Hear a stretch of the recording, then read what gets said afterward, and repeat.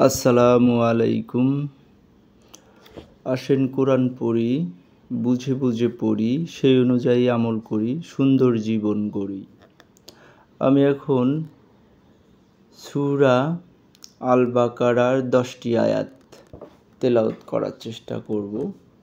সূরা আল বাকারা মদিনায় অবতীর্ণ, আয়াত সংখ্যা 286। বিসমিল্লাহির রহমানির রহিম। আল্লাহর নামে আরম্ভ করছি, যিনি পরম করুণাময়, অতি দয়ালু। আলিফ লাম মিম। আলিফ লাম মিম। যালিকাল কিতাবু লা রাইবা ফিহি হুদাল লিল মুত্তাকিন। এটি সেই কিতাব যাতে সন্দেহ সংশয়ের লেশমাত্র নেই। মুত্তাকিদের জন্যে এই কিতাব হেদায়েত বা মুক্তির দিশারি। আল্লাযীনা ইউমিনুনা বিল গায়বি ওয়া ইউকিমুনাস সালাতা ওয়া মিম্মা রাযাকনাহুম ইউনফিকুন। যারা অদৃশ্যের প্রতি বিশ্বাস স্থাপন করে থাকে, যারা নামাজ প্রতিষ্ঠা করে, যাদের আমি যা কিছু দান করেছি তা থেকে আমারই নির্ধারিত পথে ব্যয় করে, এবং আপনার প্রতি যা নাজিল হয়েছে ও আপনার আগে যা নাজিল হয়েছিল তাতে যারা বিশ্বাস স্থাপন করে এবং পরকালের প্রতি যারা নিশ্চিত বিশ্বাস রাখে, এবং আপনার প্রতি যা নাজিল হয়েছে ও আপনার আগে যা নাজিল হয়েছিল তাতে তারা বিশ্বাস স্থাপন করে, এবং পরকালের প্রতি যারা নিশ্চিত বিশ্বাস রাখে, উলাইকা আলা হুদাম মির রব্বিহিম ওয়া উলাইকা হুমুল মুফলিহুন। তারাই তাদের প্রতিপালকের পক্ষ থেকে হেদায়েতের উপর প্রতিষ্ঠিত রয়েছে এবং তারাই পূর্ণ সফলকাম। ইন্নাল্লাযীনা কাফারু সাওয়াউন আলাইহিম আনজারতাহুম আম লাম তুনজিরহুম লা ইউমিনুন। নিশ্চয় যারা কুফরি করেছে তাদের জন্যে উভয়ই সমান। আপনি তাদের জন্যে ভয় প্রদর্শন করুন বা না করুন, তারা ঈমান আনবে না। খতামাল্লাহু আলা কুলুবিহিম ওয়া আলা সামঈহিম ওয়া আলা আবসারিহিম গিশাওয়াতুন ওয়া লাহুম আযাবুন আযীম। আল্লাহ তাআলা তাদের অন্তরের উপর ও তাদের কানের উপর মোহর মেরে দিয়েছেন এবং তাদের চোখের উপর আবরণ পড়ে আছে। তাদের জন্য রয়েছে কঠিন শাস্তি। সূরা আল বাকারা। আল্লাহর নামে আরম্ভ করছি, যিনি পরম করুণাময় ও অতি দয়ালু। আলিফ লাম মিম। এটি সেই কিতাব যাতে সন্দেহ সংশয়ের লেশমাত্র নেই। মুত্তাকিদের জন্যে এই কিতাব হিদায়েত বা মুক্তির দিশারি।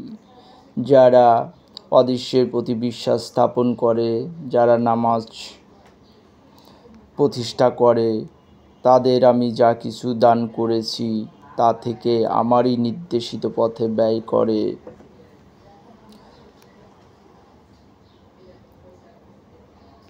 তাতে যারা বিশ্বাস স্থাপন করে এবং পরকালের প্রতি নিশ্চিত বিশ্বাস রাখে, তারাই তাদের প্রতিপালকের পক্ষ থেকে প্রাপ্ত হেদায়েতের উপর প্রতিষ্ঠিত রয়েছে এবং তারাই পূর্ণ সফলকাম। নিশ্চয় যারা কুফরি করেছে তাদের জন্য উভয়ই সমান। আপনি তাদের ভয় প্রদর্শন করুন বা না করুন, তারা ঈমান আনবে না। আল্লাহ তাআলা তাদের অন্তরের উপর ও তাদের কানের উপর মোহর মেরে দিয়েছেন এবং তাদের চোখের উপর আবরণ পড়ে আছে। তাদের জন্য রয়েছে কঠিন শাস্তি। আর মানুষের মধ্যে এমন কিছু লোক আছে যারা বলে আমরা আল্লাহর উপর এবং শেষ দিবসের উপর ঈমান এনেছি, অথচ তারা মূলত ঈমানদার নয়।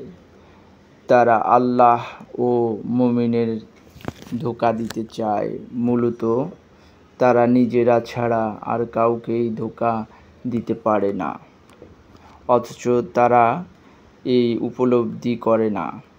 তাদের অন্তরে রয়েছে ব্যাধি। আল্লাহ তাআলা ব্যাধি আরও বাড়িয়ে দিয়েছেন এবং তাদের জন্য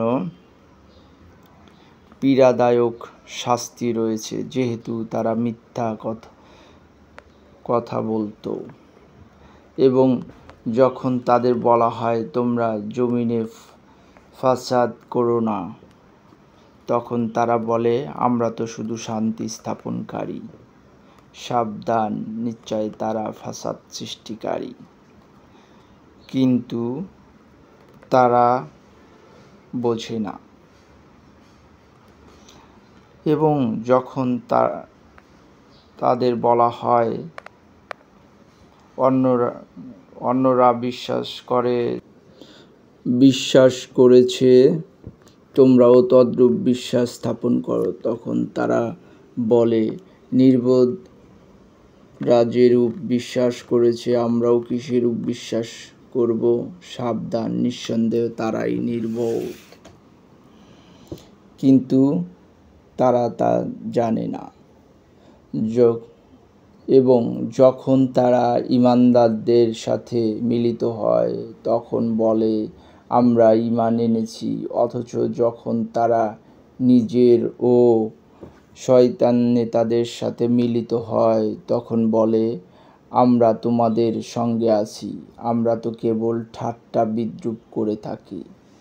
আল্লাহ তাআলার সঙ্গে ঠাট্টা বিদ্রূপ করেছে এবং তাদের অবকাশ দিয়েছেন, ফলে তারা নিজেদের অবাধ্যতার মধ্যে উদ্ভ্রান্ত হয়ে রয়েছে।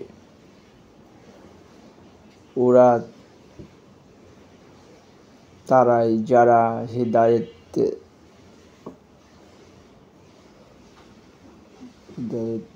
বিনিময়ে গুমরাহি কিনেছে, সুতরাং তাদের ব্যবসা লাভজনক হয়নি এবং তারা সঠিক সরল পথে চলেনি।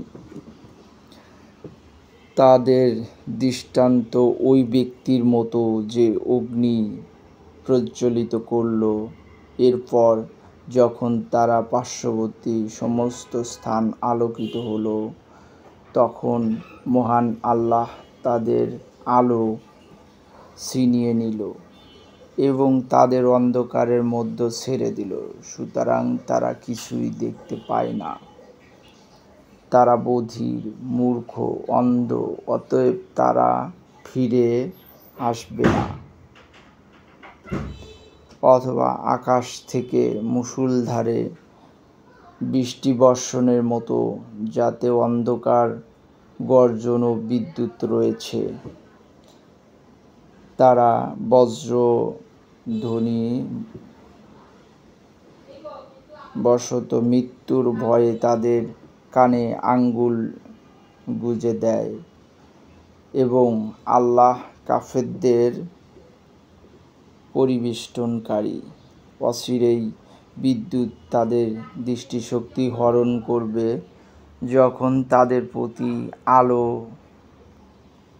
প্রদীপ্ত হয় তাতে তারা চলতে থাকে এবং যখন তাদের উপর অন্ধকার আচ্ছন্ন হয় তখন তারা দাঁড়িয়ে থাকে। এবং যদি আল্লাহ ইচ্ছা করেন নিশ্চয় তাদের শ্রবণ শক্তি তাদের দৃষ্টিশক্তি হরণ করবেন। নিশ্চয় আল্লাহ সব বিষয়ের উপর সর্বশক্তিমান। হে মানব সম্প্রদায়, তোমরা তোমার প্রভুর ইবাদত করো, যিনি তোমাদেরকে ও তোমাদের পূর্ববর্তীদেরকে সৃষ্টি করেছেন, যেন তোমরা খোদাভীরু হও।